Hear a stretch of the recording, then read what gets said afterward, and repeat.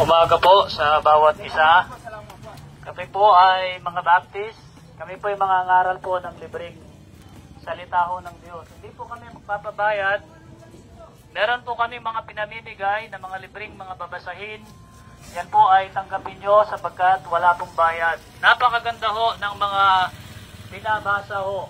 Lalo na po yan ay mga kwento ayon po sa banal na kasulatan. Kung lalapit po yung aking mga kasama sa inyo ay inyo pong tanggapin sapagkat wala po siyang bayad. Kami po ay nangangaral ng libre ho. Hindi po kami katulad ng mga iba na pagkatapos mangaral ay merong daladalang mga bag para kayo singilin. Ang mga Baptist po ay nangangaral ng libre ho.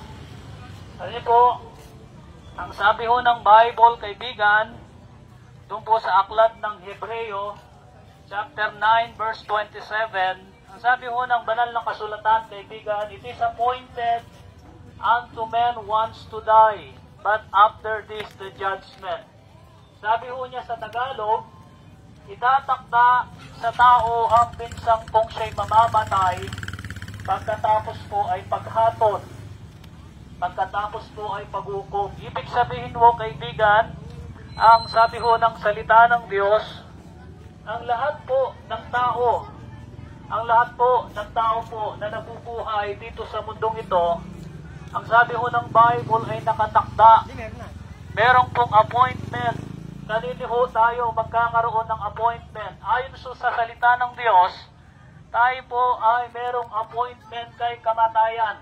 It is appointed unto men once to die. Itatakda sa tao po ang minsang mamamatay. Ngunit kaibigan, ang sabi ho ng Bible, but after this the judgment. Darating po ang panahon. Ang araw po kaibigan, ang mga iba sa atin ay mamamatay ho sa sakit. Ang mga iba ay mamamatay ho sa katandaan. O di kaya ho, ang mga iba ay na-aksidente. Subalit ang katotohanan po ng Biblia ay nagsasabi, ang kamatayan po ay ganap na mangyayari ho sa bawat tao dito sa mundong ito.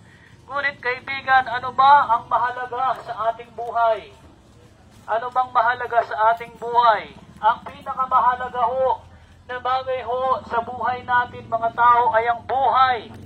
Pagkatapos po ng buhay dito sa mundong ito. Ang buhay, pagkatapos po ng buhay dito sa mundong ito. Yun po yung pinakamahalagang bagay po, kaibigan, sa atin ho. Sapagkat lahat ng meron po tayo dito sa mundong ito ay ating pong iiwanan. Ang mahalaga ho, yung buhay, pagkatapos po ng buhay. Itong buhay na ito ay buhay na pang walang hanggan, kaibigan. Sapagkat sinasabi ho ng Bible, doon po sa ating pong binanggit kanina, pagkatapos po ng kamatayan, but after this the judgment. Ang sabi ho ng Bible, pagkatapos pong mamatay ang tao, siya po ay haharap sa Diyos at siya po ay kanyang hahatulan. Yan po ang sinasabi ho ng Romans 14:12. Sabi niya ho doon, every one of us shall give account of himself to God. Sabi niya sa Tagalog, ang bawat isa sa atin ay magbibigay sulit sa harapan ng Diyos. Ang pagsusulit pong ito, kaibigan, ay yung pagharap po natin Diyos, pagharap po natin mula sa Diyos, tayo po ba ay karapat-dapat sa kanyang harapan? Bawat isa sa atin ay tatayo ho sa harapan ng Diyos, ang sabi ng Biblia. Ngunit kaibigan, tayo po ba ay makakaharap na matuwid mula sa Diyos? Tayo po ba ay haharap sa Diyos ng may katuwiran sa Diyos? Kaibigan, ang sabi ng Bible in Romans chapter 3 verse 10, it is written, there is none righteous, no not one. Nasusulat, sabi ho ng Bible, wala hong matuwid, wala kahit isa. Kaibigan, patunay lamang ho na hindi po tayo makakaharap ng may matuwid sa harapan ng Diyos. Kasi ho, tayo po yung makasalanan, kaibigan. Ang Diyos po ay banal. Ang Diyos po ay may kalikasang banal ho, holy, kaibigan. Kaya ho, malayong malayo ho sa ating mga tao na sinasabi ng Biblia na tayo po hindi pwedeng maging banal sa harapan ng Diyos. Sapagat ang sinasabi ho ng talata mula ho sa 1 Peter chapter 1 verse 16, Be ye holy for I am holy. Sabi ho ng Bible, ang sabi ho ng Diyos, maging banal kayo sapagkat ako'y banal, ang sabi ho niya. Subalit paano ho tayo magiging banal kung tayo po mismo sa ating sarili, ang ating kalikasan ay isang makasalanan na tahasang pong sinasabi ng Biblia na tayo po ay hindi matuwid sa harapan ng Diyos, kaibigan. At ang mangyayari ho, kaibigan, dahil po tayo hindi matuwid sa harapan ng Diyos, ang mangyayari ho, pag tayo po'y humarap sa Diyos, kaibigan, ang sabi ho ng talata mula sa Isaiah chapter 59 verse 2, Your iniquities have separated between you and your God. Your sin have hid his face from you that he will not hear. Sabi ho niya sa Tagalog, kaibigan, dahil ho, nasa kalikasan natin ang kasalanan, ang sabi ho ng Bible, tayo po'y separated mula sa Diyos. Tayo po'y ihihiwalay ng Diyos mula sa Kanya, kaibigan. At hindi lamang po niya tayo ihihiwalay sa Kanya. Hindi, ang sabi ho ng Bible, kaibigan, ang Kanyang mukha ay Kanyang ikukubli mula sa atin. Ang Kanyang mukha, kaibigan, ay Kanyang itatago mula sa atin. At hindi lamang ho yan, kaibigan, kung hindi, ang Kanyang tenga ay Kanya hong tatakpan mula sa atin. Ang lahat po ng bagay na ito, ang lahat ng nabanggit, kaibigan, ay dahil ho sa kasalanan, kaibigan. Dahil sa kasalanan ng tao, kaya ho tayo mahihiwalay mula sa Diyos, kaibigan. Subalit, kaibigan, meron po tayong pagkakataon, meron pong pag-asa na sinasabi po ang Biblia, kaibigan, upang tayo po ay magkaroon ng pagkakasundo sa Diyos. At ang pag-asang ito, kaibigan, ay walang iba ho, kung hindi na kay Kristo ho, nasa Panginoon nating Jesucristo, kaibigan. Nasabi ho ng Bible in Romans 5:8, But God commended His love toward us, in that while we were yet sinners, Christ died for us. Kaibigan, itinagubili ng Diyos ang Kanyang pag-ibig sa atin. Ang sabi ho ng talata, si Kristo po ay namatay para sa atin. Ang kamatayan ho ni Kristo, ang siya pong magiging kabanalan mula sa ating mga tao, kaibigan. Ang kamatayan ni Kristo, ang siyang magiging kabanalan, kaibigan, mapapawalang sala mula sa ating mga kasalanan, kaibigan. Ang kailangan lang ho natin ay sumampalataya sa Panginoon nating Jesucristo, kaibigan, sapagkat si Kristo po, ang sabi ho ng Bible in 1 Corinthians 5:21, He hath made Him to be sin for us, who knew no sin, that He might be the righteousness of God in Him. Si Kristo po ay inako niya ang kasalanan. Ang Panginoong nating Jesucristo ay ginawa niyang kasalanan ang kanyang sarili.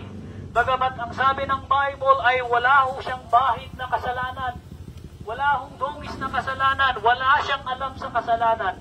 Subalit ang sabi ng Bible, kaibigan, siya po ay naging kasalanan dahil sa iyo at sa akin, kaibigan. Upang ang katwiran ng Diyos ay mapasa iyo lamang. Magiging mapasa iyo lamang ang katwiran ng Diyos, kaibigan, kung ikaw ay sasampalataya sa Panginoon nating Jesucristo, kaibigan. Ang pagsampalataya sa Panginoong Jesucristo ang siyang magiging daan upang ikaw po ay maging matuwid sa harapan ng Diyos Ama, kaibigan. Sapagkat siya po ang tagapamagitan, ang sabi ho ng Bible, there is one God, one mediator between man and God, the man Christ Jesus. Siya po ang tagapamagitan. May isang tagapamagitan mula sa tao at sa Diyos. Ang taong si Kristo, ang sabi ho ng talata mula sa Biblia, siya po ang mamamagitan sa Diyos at sa atin. Na kung saan ang napakalaking pader sa Diyos at sa tao, ito po ay tinatawag na makapal na kasalanan, subalit iibain ho ng Panginoon nating Jesucristo itong pader na ito na namamagitan sa Diyos at sa tao upang tayo po ay makapasok doon po sa langit. Si Kristo po ang daan. Kaya ang sabi ho ng Bible doon sa John 14:6, sabi ho ng talata, I am the way, the truth, and the life. No one cometh to the Father but by me. Yan po ang salita ho ng Panginoong Jesucristo nung siya po ay nabubuhay dito sa mundong ito. Siya po ay nagkatawang taong, sabi ho niya, siya po ang daan, ang katotohanan, at ang buhay. Walang sino mang pupunta sa kanyang Ama, maliban lamang ho na dumaan po tayo sa kanya, kaibigan. Believe on the Lord Jesus Christ and thou shalt be saved. Sabi ho ng Acts 16:31. Sumampalataya sa Panginoon nating Jesucristo at tayo po ay maliligtas, ang sabi ng Bible. Kaibigan, habang meron pang panahon, hindi po tayo maliligtas ng ating sarili, ng ating mga gawa, ng ating mga relihiyon, ng mga leader, ng ating mga simbahan. Sapagkat sinasabi ng Bible, kaibigan, Ephesians 2:8, for by grace are you saved through faith, not of yourself. It is the gift of God, not of works, lest any man should boast. Sabi ho ng talata, kaibigan, sa biyaya, sa pananampalataya kayo daligtas, hindi sa inyong gawa, hindi kanyong sarili. Ang sabi ho niya, ito ay regalo ng Diyos upang ang sino man ay hindi magmalaki. Ang sabi ho ng talata, hindi po natin pwedeng ipagmalaki sa harapan ng Diyos ang ating mga relihiyon. Hindi rin ho natin pwedeng ipagmalaki sa harapan ng Diyos ang ating mga gawa na mabuting gawa sa harapan ng Diyos. Hindi natin pwedeng maipagmalaki ang ating mga relihiyon o mga leader sa simbahan pagharap ho natin sa Diyos.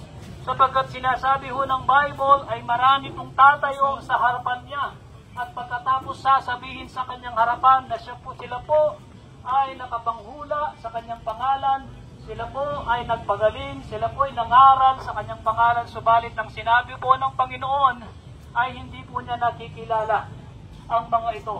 Sapagkat hindi ho ang kaligtasan sa ating gawa.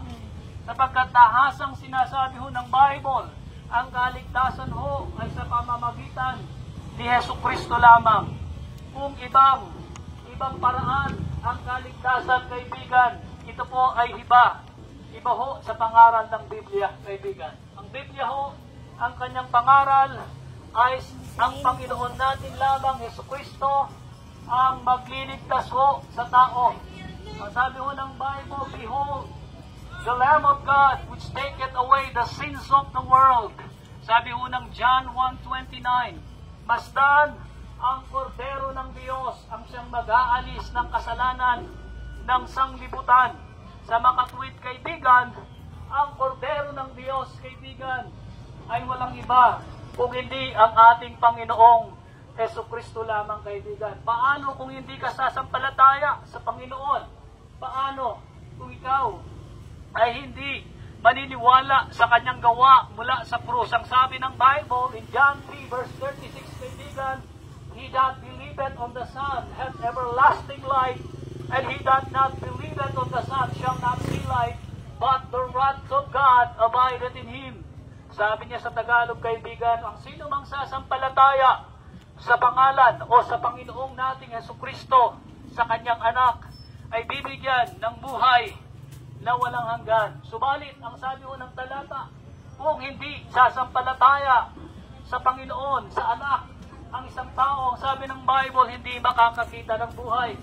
Bagkus ang sabi ng talata, ang kanyang makikita ay kagalitan, isang puot, isang nakakakilabot na kagalitan ng Diyos, kaibigan. Kung hindi sasampalataya ang tao, isang mabangis na kagalitan ng Diyos ang sa kanya. Ang sabi ho ng talata, kaibigan, in John 3:36, kaibigan, ano ang gagalitan ng Diyos? Paano po magalit ang Diyos, kaibigan? Kaibigan, ang sabi ng Revelations 20:14 and 15, death and hell were cast into the lake of fire. This is the second death. Verse 15, ang sabi niya, whosoever was not found written in the book of life was cast into the lake of fire. Yan po ang tahasang sinasabi ng salita ng Diyos. Ang sabi niya, ang impyerno, ang dagat-dagatang apoy, ang lake of fire, ay ihagis po ang isang tao doon. Ito'y matatawag na ikalawang kamatayan. At sabi niya sa verse 15, ang sino ang hindi makita sa aklat ng buhay, hindi ho siya maliligtas, kaibigan. Whosoever was not found written in the book of life was cast into the lake of fire. Ang sino mang hindi makita sa aklat ng buhay, ang sabi ho ng talata, siya po ay hahagis sa lawa ng apoy. Ito po ay nakakalungkot na bagay. Ito po ay nakakalungkot na talata sa Biblia.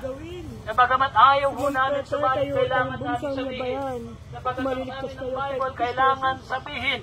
Kailangan pong ibahagi ang salita ho niya sapagkat katotohanan, kaibigan, na ang hindi sasampalataya sa Panginoon Jesucristo, hindi makakakita ng buhay.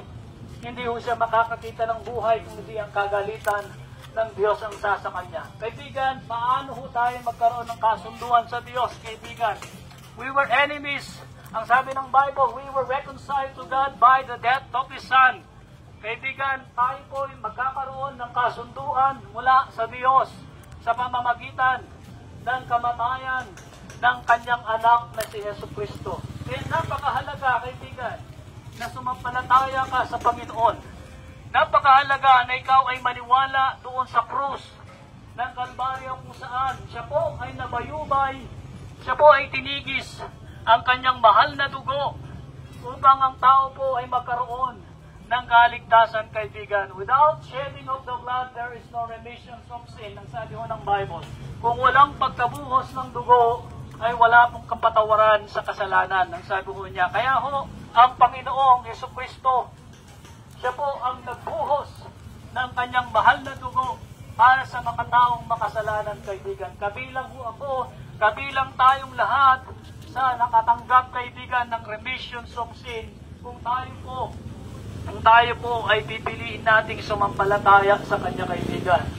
For God so loved the world that He gave His only begotten Son, that whosoever believeth in Him shall not perish but have everlasting life. Kaibigan, ang pag-ibig ng Diyos, yung sinasabi ng talata sa John 3:16, for God so loved the world, minahal po ng Diyos ang sanlibutan ito, ang tao, kaibigan, upang ang sino mang sumampalataya, ang sabi ho niya, hindi mapapahamak, kung hindi magkaroon siya ng buhay na walang hanggan, kaibigan.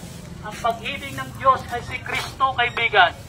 Ang pag-ibig ng Diyos ay ang kanyang anak na si Jesucristo kung saan nabayubay sa krus ng Kalbaryo para po tayo magkaroon ng kaligtasan, kaibigan. The Bible said, kaibigan, believe on the Lord Jesus Christ, thou shalt be saved. Kailangan ho na sumampalataya ang isang tao sa Panginoong Jesucristo, kaibigan, upang siya po ay magkaroon ng buhay na walang hanggan. In Romans chapter 10, verse 9, kaibigan, that if thou shalt confess with thy mouth the Lord Jesus Christ, and shalt believe in thine heart that God hath raised him from the dead, thou shalt be saved. For with the heart man believeth unto righteousness, and with the mouth confession made unto salvation. Sabi mo ng verse 10, kaibigan. Ang sabi niya sa Tagalog, kung ihahayag ng ating mga labi ang Panginoong Jesucristo at sa isasampalataya sa Kanya po, na siya po ay muling binuhay ng Diyos mula sa mga patay. Ang sabi ho ng Bible, ito pong pagkabuhay niya, ito po yung death, burial, and resurrection.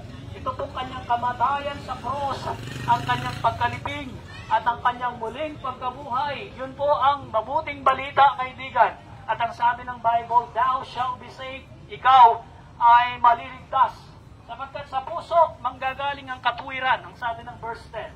Sapagkat sa puso, nanggagaling at sa pananampalataya, sa kanyang puso ay magmumula ang katuwiran mula sa Diyos. At ang sabi niya, at sa pamamagitan ng bibig, sa pagpapahayag ng bibig, ito po ay makakalikha ng tinatawag na kaligtasan, made unto salvation, ang sabi ho ng talata sa Biblia, kaibigan. Sapagkat marami hong mga tao, alam po ang Panginoon, alam nila ang pangalang Jesus, subalit hindi po tunay na sumasampalataya sa puso, kaibigan. Ito po'y kilala lamang ang pangalang Jesus, subalit hindi po sila magkakaroon ng totoong pananampalataya. Sapagkat ang sabi ng talata dun sa verse 10, for with the heart man believeth unto righteousness, and with the mouth confession made unto salvation. Sabi ng talata, manggagaling ang katuwiran, kaibigan. Manggagaling ang katuwiran mula sa Diyos sa pamamagitan ng pananampalataya na may puso at sa pagpapahayag ng kanyang bibig. Kailangan ihayag mo sa bibig at sa puso na tinatanggap mo si Jesus. Ikaw ay magkakaroon ng kaligtasan. Sumampalataya ho tayo sa Panginoong Jesucristo at tayo po ay magkakaroon ng buhay na walang hanggan. Marami hong magtuturo, marami pong mga relihiyon ngayon ang magliligtas ang simbahan, ang magliligtas ang gawa ng tao, ang magliligtas ang leader ng simbahan, subalit na po'y taliwas mula ho sa salita ng Diyos. Sapagkat kukontrahin ho lahat nito ang salita ng Diyos. Wala pong kaligtasan sa mga bagay na yon, sapagkat hindi na po magbibigay, hindi na po mag-aaksaya ng panahon ang ating Panginoong Jesucristo na mamatay sa krus kung ang kaligtasan ng simbahan. Sapagkat lahat po tayo makakasimba, lahat po tayo pwedeng gumawa, nasa kalikasan na ho natin iyon, na nagsisimba, gumagawa ng mabuti. Kung ganun po ang kaligtasan, hindi na po magpapakasakit sa krus ang Panginoon.